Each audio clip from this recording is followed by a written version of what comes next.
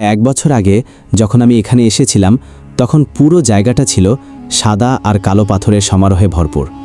পাথরগুলো এত বিশাল আর সুন্দর ছিল যে এগুলো দেখে চোখ জুড়িয়ে যেত। হাঁটতেও একটু কষ্ট হচ্ছিল কারণ পথ প্রায় পুরোপুরি পাথরে ঢাকা। সেই দৃশ্য মনে পড়লে আজও মনটা আনন্দে ভরে ওঠে। প্রকৃতির এত অনন্য সৃষ্টি খুব কম জায়গায় দেখা যায়, কিন্তু আজ যখন এখানে এলাম পরিস্থিতি অনেকটাই বদলে গেছে। যেখানে একসময় পাথরের বিশাল সমারোহ ছিল, এখন সেখানে অনেক জায়গা ফাঁকা। বেশিরভাগ পাথর তুলে নেওয়া হয়েছে আর পাথরের সৌন্দর্য হারাতে শুরু করেছে। কিছু জায়গায় সামান্য পাথর থাকলেও আগের মতো আর নেই। তাই খুব বেশি সময় না কাটিয়ে আমি দ্রুত চলে এসেছি জাফলংয়ে। আশা করি ভবিষ্যতে সবাই মিলে এই জায়গার সৌন্দর্য রক্ষা করতে পারব।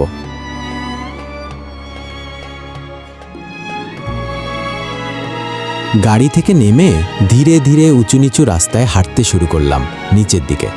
সাদা পাথরের অবস্থা আগের মতো ভালো না, তাই পাথরের প্রতি আকর্ষণ একটু কম।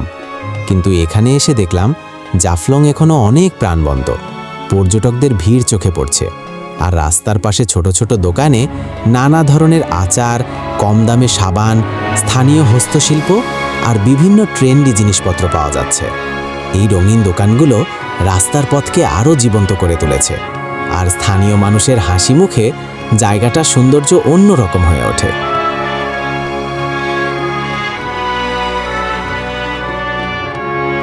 ফুল ভিডিওতে দেখতে পারবেন এই মনোরম সব দৃশ্য। ফুল ভিডিও দেখতে চাইলে নিচে কমেন্ট করে জানাতে ভুলবেন না। গোসলের পরপরই নৌকা ভাড়া করলাম 3 ঘন্টার জন্য, জাফলংয়ের আশেপাশের যে কোনো সুন্দর জায়গা ঘুরে দেখার জন্য। জনপ্রতি ভাড়া নিয়েছে 200 টাকা।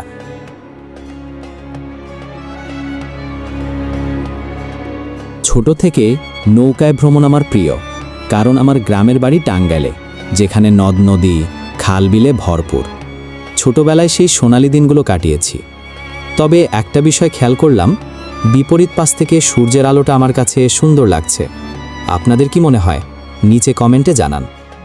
2 ঘন্টা নৌকা ভ্রমণ শেষে আমরা লালাখালের কাছে একটা পাহাড়ের ধারে নামলাম। এখন সবাই মিলে হাঁটতে হাঁটতে লালাখাল যাব।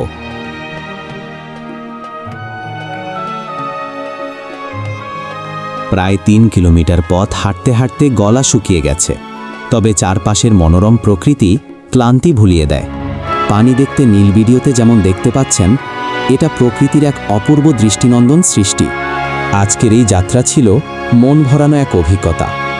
আপনারা যদি ফুল ভিডিও দেখতে চান কমেন্টে জানান। ধন্যবাদ।